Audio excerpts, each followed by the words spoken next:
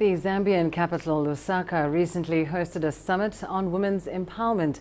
CGTN's Girum Chala sat down with the regional advisor of UN Women on gender equality in politics and what's being done to improve the numbers. Let's take a look.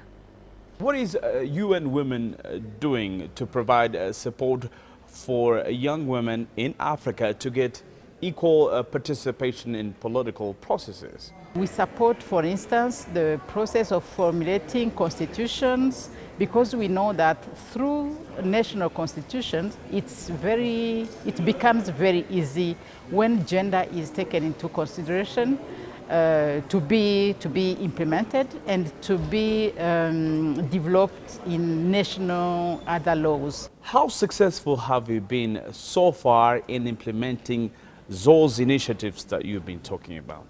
Talking about norms, for instance, I have been myself representing UNIFEM before UN Women in Burundi when they started the peace talks, when they started to organize the dialogue on political issues where women were totally absent. So the influence that was brought by women were that the Arusha peace process came up with 30% and then of women, a quota that was clear in those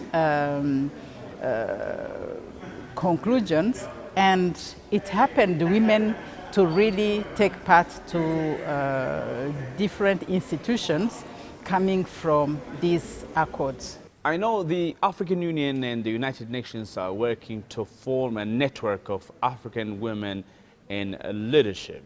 What can you tell us about that?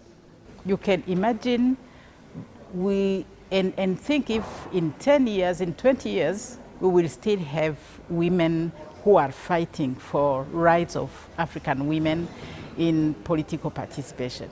And then we come up with the idea to say, yes, there are those women who are really working on that, but why can't they now support young women who are the women of tomorrow, who are the mothers of tomorrow, so that this one will pursue the combats that is being done by the elder women.